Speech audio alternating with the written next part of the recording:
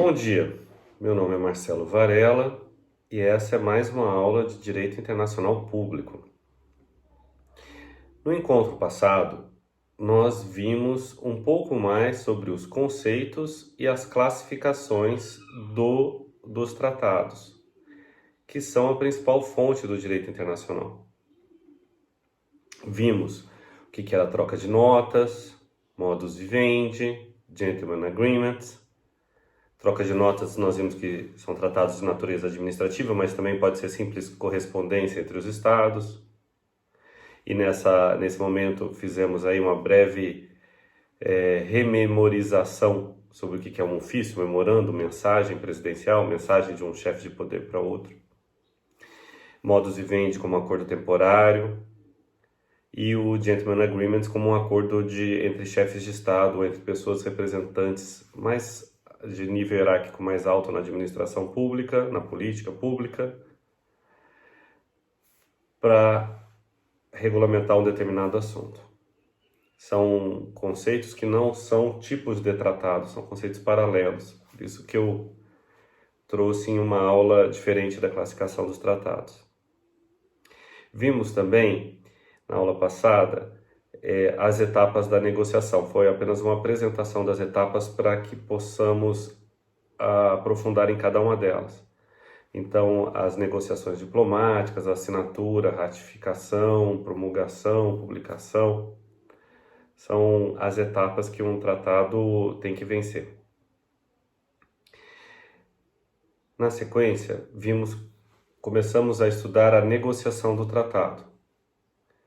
Foi estudado como dar a iniciativa de construção desse texto normativo é diferente das leis. Nas leis, um parlamentar que oferece um projeto de lei, ou então o executivo, o judiciário, a OAB, enfim, conforme o tema, existe uma prerrogativa de iniciativa legislativa.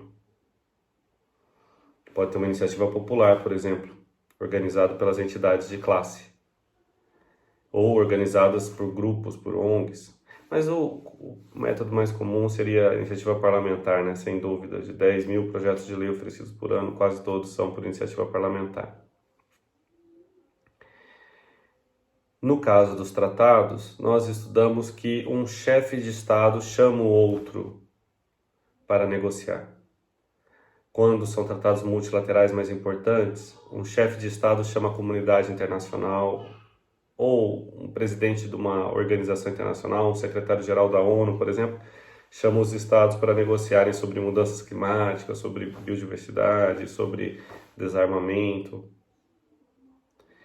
O importante é que a iniciativa não é de um parlamentar, a iniciativa é de um ator político internacional, que representa um sujeito de direito, que são aqueles capazes de contrair direitos e obrigações no plano internacional.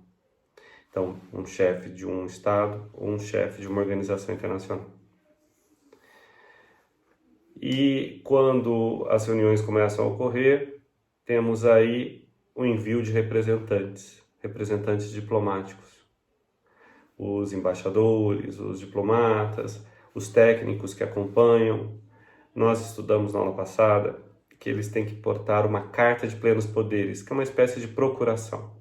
Vimos os casos onde ela é obrigatória, os casos onde ela é dispensada, quando o próprio diplomata já atua naquele país, quando o próprio presidente ou ministro das Relações Exteriores é que vai negociar, porque ele pode dar a carta, não é? Aliás, aqui tem uma questão interessante que a gente pode ver de concurso, que eu vou apresentar antes dos slides e vou precisar na hora que eu estiver mostrando a tela do computador. E vimos também quando que a falta dessa carta de plenos poderes ou a mesma falta de legitimidade do representante não é uma causa de nulidade, mas de anulação da negociação. O Estado pode convalidar aqueles atos. Bem, no encontro de hoje, nós vamos discutir um pouco mais sobre a negociação dos tratados, como se dá, a peculiaridade dos tratados multilaterais e como se constrói o texto de um tratado. Quais são os elementos do texto do tratado? O que é um preâmbulo? Quais são os dispositivos? O que é um anexo? Vamos lá?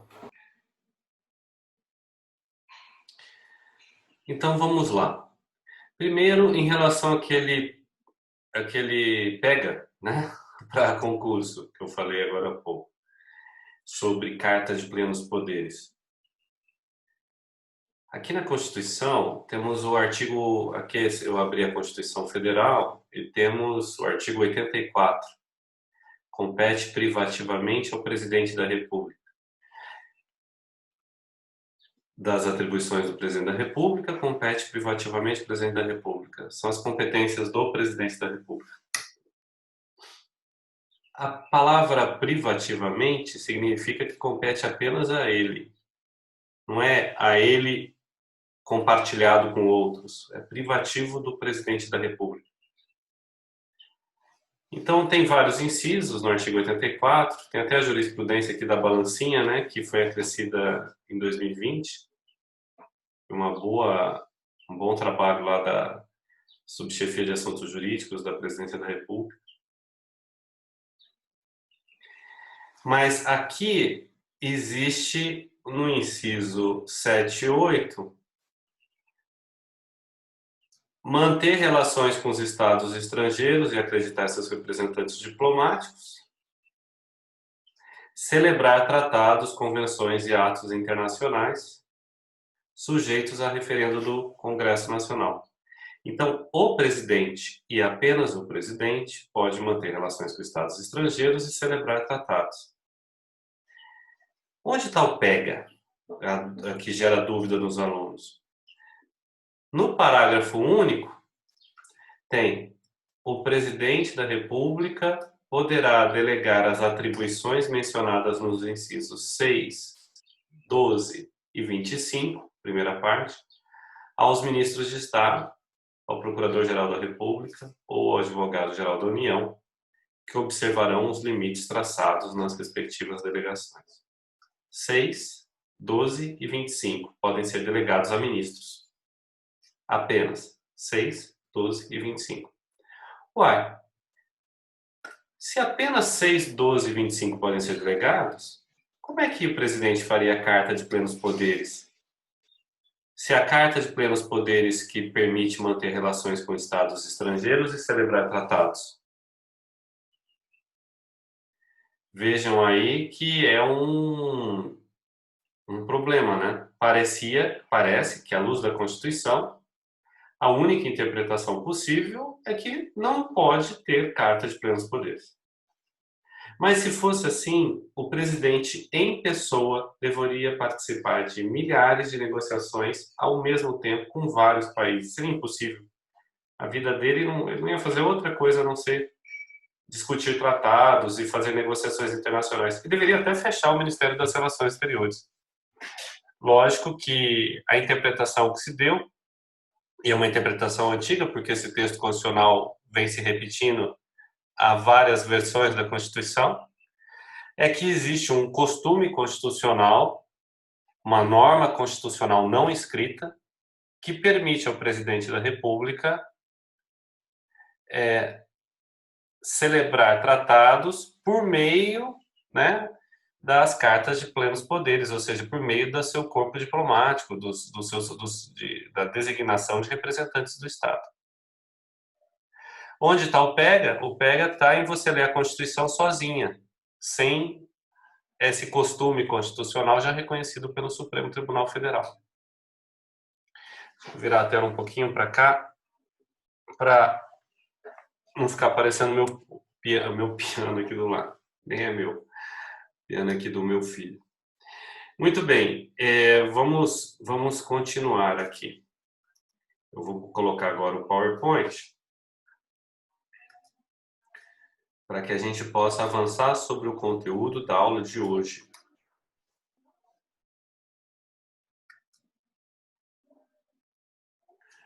Muito bem.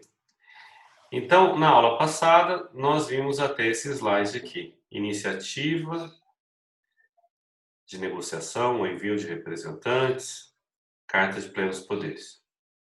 A partir da aula de hoje, vamos começar deste ponto. Fontes de inspiração das negociações internacionais. O que subsidia? Por que os estados negociam internacionalmente?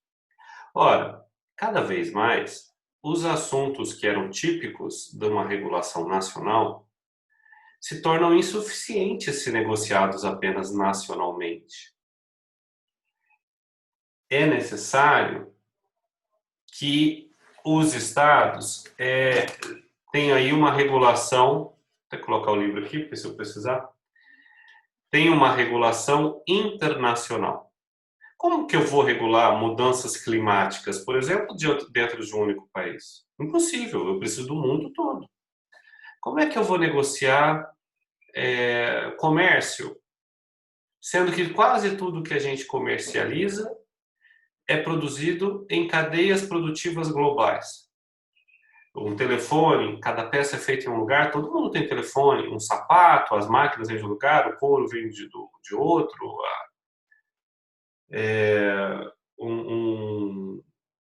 vejam, as coisas que são mais constantes no nosso dia a dia, né? Softwares, a internet, mesmo essa forma pela qual nós estamos nos comunicando. Então, a regulação jurídica é internacional. E as políticas públicas têm que ser feitas internacionalmente. Então, quando você quer regular um tema no plano internacional, você precisa de um tratado. O que movimenta? O que inspira o conteúdo? Os interesses econômicos, muitas vezes envolvidos, empresas que precisam de uma regulação internacional, dados da comunidade científica, de especialistas que explicam que apenas regulando globalmente aquele assunto vai ser efetivo, a norma vai ser efetiva. Aí eu falei toda a parte ambiental, né? Mudanças climáticas, biodiversidade, poluição, espécies migratórias de animais, enfim, vários temas, e mesmo, às vezes, assuntos que parecem ser típicos de um país, mas que há uma preocupação global. Por exemplo, a destruição da floresta amazônica, que embora esteja nos países da América do Sul, principalmente no Brasil, mas há uma mobilização internacional para a sua preservação. E também preocupações de organizações não governamentais, que por vezes movimentam países para para a proteção de valores comuns. Não é? Então, esses grupos inspiram as negociações, subsidiam, fazem propostas. Os estados se reúnem bilateralmente ou multilateralmente e produzem os textos dos tratados. Quando um tratado é bilateral, é muito simples. Os representantes de um país vão até o outro e negociam o tratado. Quando um tratado é multilateral, pode ter uma complexidade um pouco diferente. É colocado um local de negociação, todo mundo vai para lá, pode ser numa sede de uma organização internacional, pode ser em um lugar bonito, onde os diplomatas vão ter prazer em ir. Eu falo diplomatas, mas 90% dos tratados são negociados por pessoas que não necessariamente são da diplomacia, por representantes dos ministérios, das empresas, que vão compor aí até a delegação. A paradiplomacia, que é essa diplomacia paralela, né, ao Ministério das Relações Exteriores, é muito, muito maior do que a diplomacia tradicional. Mas vamos lá. Então, num tratado multilateral, então tem a Convenção do Rio de Janeiro, a Convenção da Basileia, a Convenção de Istambul. Dificilmente vai ter a convenção de uma cidade feia, né? Porque você vai fazer em um local que seja bonito aos olhos.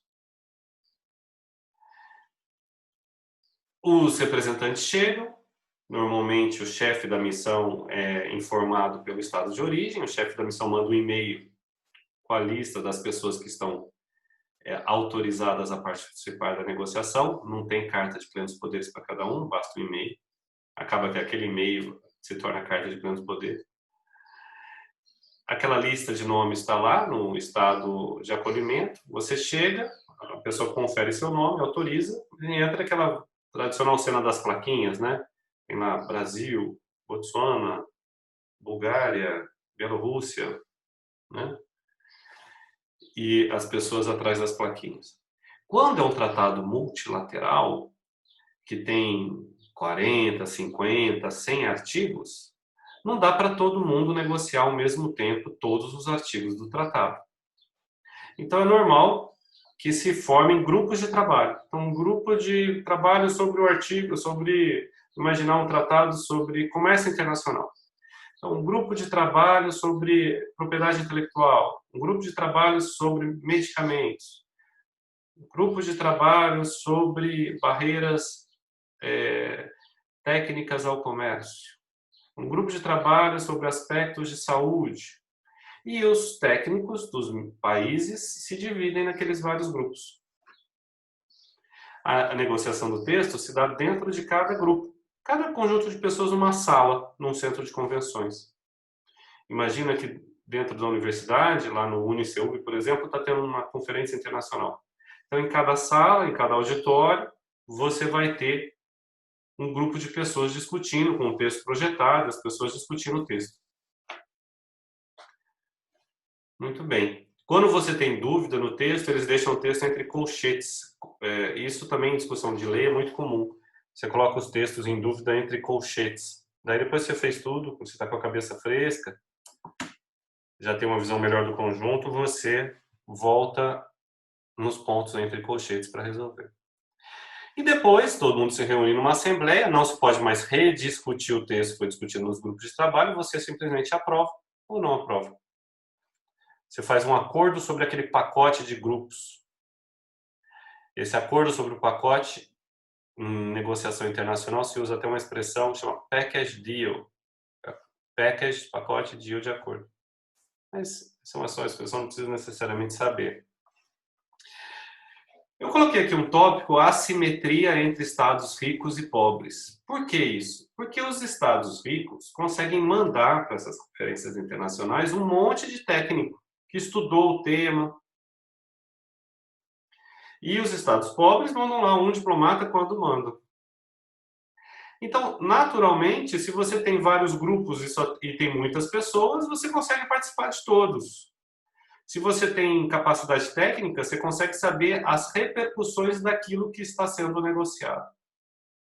Se você tem 3, 4 pessoas para uma conferência que vão ter 20 grupos, você não vai participar da maioria dos grupos. Você não vai conseguir. Eu já participei de negociação internacional que a gente ficava cansado de tanto negociar e aquela negociação virava à noite. Chegava enquanto os países ricos tinham 4, 5 pessoas que se revezavam. Então ficava 4 horas, 5 horas. Aí 1 hora antes dele sair chegava o substituto para fazer a transição. Daí ele ia almoçar, tomar um banho, descansar, passear. E a gente ficava lá, cansado, não podia beber água, porque se fosse no banheiro, aquele tema era discutido quando você estava no banheiro. Então, existe uma assimetria, naturalmente, que os países ricos conseguem valer melhor da sua vontade. Claro que os países pobres, em temas que são importantes a eles, vão destinar os poucos recursos que têm para formar um grupo de negociação mais influente ali naqueles assuntos que são mais relevantes. Mas, na regra, de uma forma geral, existe uma assimetria de poder em função dos países que têm mais recursos para a negociação, sobretudo nos tratados multilaterais. Vamos agora ao texto do tratado. Tem aqui um passarinho animado perto de mim, então vocês vão escutar os barulhos deles hoje. Alguns passarinhos, né? Inclusive são espécies diferentes. O texto do tratado. O tratado ele pode ser dividido em 3 partes. E isso aqui é muito similar à lei brasileira. O preâmbulo, o dispositivo e os anexos. O preâmbulo é aquela parte introdutória que contextualiza o tratado. O dispositivo é a parte principal, que traz as regras jurídicas. cogentes, obrigatórias de uma forma geral. E os anexos são tão importantes quanto o dispositivo, mas por uma questão de organização do texto do tratado, para deixar ele mais fácil de se ler, aquele conteúdo do dispositivo pode ser dividido em anexo. Não necessariamente o tratado vai ter preâmbulo ou anexo. Sobretudo anexo, é mais incomum, mas a gente pode encontrar. O preâmbulo, eu botei aqui alguns preâmbulos. Tem gente que chama preâmbulo de considerando também. Porque é comum que o texto fala considerando que, tendo em vista que, reconhecendo que. Aqui eu coloquei o preâmbulo do Acordo sobre Barreiras Técnicas ao Comércio. Uma barreira técnica ao comércio é quando um Estado cria uma obrigação que dificulta os outros de comercializarem. Por exemplo, a gente vende soja a granel, dentro de um navio inteiro de soja. Se você obrigar a vender soja em sacos de 60 quilos, você está criando uma barreira ao comércio, uma barreira de natureza técnica. No Brasil, nós temos a famosa tomada de 3 pinos. Isso é uma barreira técnica a que os produtos dos outros países entrem no Brasil. Mas, vamos lá. Aqui o Acordo sobre Barreiras Técnicas ao Comércio. Olha o texto. Os membros, tendo em vista a rodada uruguaia, as negociações comerciais multilaterais, ele contextualiza, desejando promover a realização dos objetivos do GATT, reconhecendo a importante contribuição que as normas internacionais e os sistemas de avaliação de conformidade podem dar a este respeito por meio do aumento da eficiência da produção e por facilitar o custo do comércio internacional, desejando, portanto, encorajar o desenvolvimento de normas internacionais e sistemas de avaliação de conformidade. Então, aqui a gente tem uma contextualização do tratado que vai se seguir. Isso é um preâmbulo. Eu aqui, vamos tentar botar outro, botei aqui alguns preâmbulos aqui. Um preâmbulo interessante que ficou famoso é o preâmbulo da Carta da ONU. Vamos ver aqui o preâmbulo da Carta da ONU. Então vamos falar sobre o preâmbulo da Carta da ONU, lembrando que uma brasileira foi importantíssima para a defesa dos direitos iguais entre homens e mulheres na Carta da ONU. Eu vou passar um videozinho aqui que mostra, que reflete um pouco dessa história que é pouco conhecida no Brasil.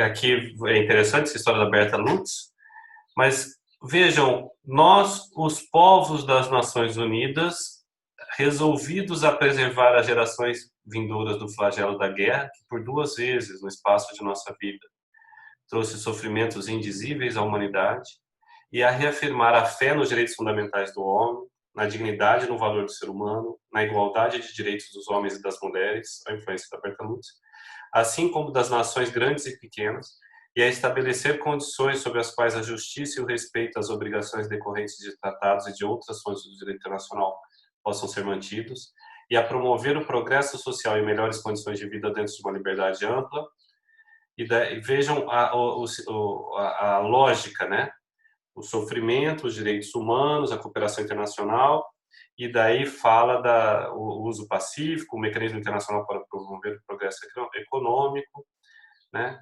Então aqui a gente tem a Carta da ONU. Essa mesma lógica foi copiado pela Constituição Federal. Na Constituição Federal, que agora eu botei aqui na tela, se nós virmos o preâmbulo, vamos subir aqui, a gente vai ver que é a mesma lógica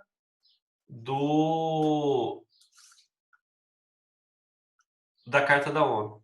Nós, representantes do povo brasileiro, lembrem, lá era nós, representantes das Nações Unidas, reunidos em Assembleia Nacional Constituinte para instituir um Estado democrático, destinado a assegurar o exercício dos direitos sociais, individuais, a liberdade, a segurança, o bem-estar, o desenvolvimento, a igualdade, a justiça, são os mesmos valores que a gente acabou de ver, como valores supremos de uma sociedade fraterna, pluralista e sem preconceitos, fundada na harmonia social e comprometida na ordem interna e internacional, com a solução pacífica de controvérsias que promulgamos, aqui tem sob a proteção de Deus, né, que é bem típico do Brasil. Por que do Brasil? Porque a gente não vê em função da diversidade religiosa no mundo, a gente não vê isso nos tratados, é mais incomum, né? A seguinte Constituição da República Federativa do Brasil. Então, o preâmbulo aqui da Constituição Federal é muito parecido com o preâmbulo da Carta da ONU. Então, são exemplos de preâmbulo. A gente está vendo aqui alguns exemplos de preâmbulo. Vimos o preâmbulo da Carta da ONU, vimos aqui o preâmbulo da Constituição Federal, para mostrar que são parecidos, vimos o preâmbulo de um tratado. E para que serve o preâmbulo? Ele contextualiza e também tem um valor normativo. Por quê? Na falta de um conteúdo do dispositivo, a gente usa o preâmbulo. Se houver conflito entre dois sentidos do texto do dispositivo de um tratado, o preâmbulo serve para dirimir essa dúvida, esse conflito. Então, se cair uma pergunta num concurso, o preâmbulo tem um valor normativo? Ele serve para alguma coisa? Sim, serve. Ele serve para resolver dúvidas entre os trechos do dispositivo e ele serve também como forma de complementar o que está escrito no dispositivo. Então, o preâmbulo tem as suas funções, sim. O preâmbulo ele é importante, né? Vamos voltar aqui para os nossos slides, né? Aqui. Muito bem. Então, aqui a gente viu, aqui está até um trecho do Reagan e Gorbachev, né? Esse aqui, de longe, eu acho que nenhum aluno meu quase tinha nascido nessa época na assinatura de um tratado, mas ainda falando sobre os trechos do tratado. O tratado, depois ele tem os seus dispositivos. Então, é muito fácil ver quando um tratado ele termina o preâmbulo e começa o dispositivo. Vou pegar aqui um tratado para que vocês possam ver. Então, por exemplo, um tratado deixa eu fechar aqui. Deixar esse aqui para facilitar aqui. Então, aqui eu botei a Convenção das Nações Unidas sobre Mudanças Climáticas, tá? Famoso, Convenção das Nações Unidas sobre Mudanças Climáticas. Aqui está a convenção. Então, aqui, reconhecendo, preocupadas que as atividades não estão aumentando. Então, tudo isso aqui é o preâmbulo. Tá vendo o preâmbulo? Como é que a gente sabe que acabou o preâmbulo? Esse preâmbulo é bem grande, ó. Tudo isso aqui é o preâmbulo. determinada a proteger o sistema climático para gerações futuras, convieram no seguinte, ou acordam no seguinte, quando começa artigo, é o dispositivo. Artigo 1, artigo 2. Vejam que a forma de organização do texto é diferente das leis brasileiras. Não existe uma regra específica igual no Brasil, que é artigo 1º, artigo 2º, artigo 3º.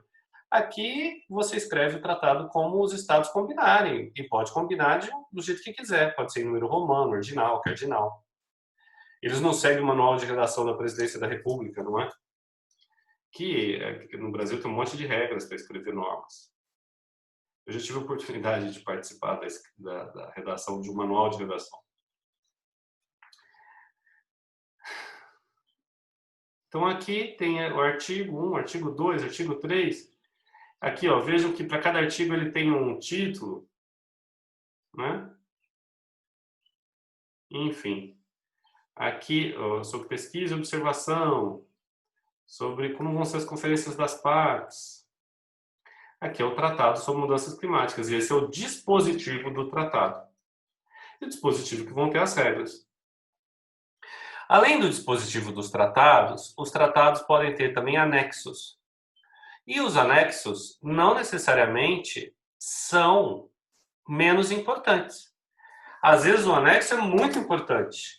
Eu coloquei aqui para mostrar para vocês um exemplo de anexo bastante importante, que é no caso lá da paz da Iugoslávia, quando houve a guerra da Iugoslávia, uma guerra que a Iugoslávia era um país que existia na Europa. Houve uma guerra nos anos 1990, não há muito tempo atrás, e a comunidade internacional dividiu aquele país em vários países. E um deles, a Bósnia-Herzegovina, a comunidade internacional fez a Constituição, uma Constituição heterônoma, né? Kelsen falava que a Constituição tinha que ser autônoma, autonomos, né? do próprio povo, do próprio Estado. E essa Constituição heterônoma, porque foi a comunidade internacional que falou, olha, vocês não têm condições de fazer uma Constituição, está aqui a Constituição de vocês. Então, o anexo 4º dos Tratados de Paz de Dayton, que é os Tratados de Paz da Guerra da Iugoslávia, é a Constituição do país. Olha que coisa interessante. A Constituição da Bósnia-Herzegovina é um anexo de um tratado. Está aqui, ó. Constituição da Bósnia-Herzegovina. Eu botei em inglês, que eu não achei em português. Mas basta botar o Google Tradutor para vocês conseguirem entender para quem não fala. Mas aqui, preâmbulo, artigo 1º, Bósnia-Herzegovina. A República da Bósnia-Herzegovina, cujo nome será Bósnia-Herzegovina, tá vendo? A Bósnia-Herzegovina será um Estado democrático, que operará sob o Estado de Direito e com eleições democráticas e livres. Enfim. Interessante, né? O anexo de um tratado, parece que é um negócio menos importante, é a Constituição do país. Então, a gente viu aqui vários pontos. Primeiro, nós estudamos, na aula de hoje, como se dá a negociação dos tratados, como que as peculiaridades dos tratados multilaterais, divide em grupos, package deal, a simetria de poder, vimos que existe uma influência de políticas públicas, de grupos empresariais, de ONGs, de cientistas, na inspiração do conteúdo normativo desses textos. Vimos que o texto pode ser dividido em preâmbulo, dispositivo e anexo. Vimos a cara de um preâmbulo, exemplo.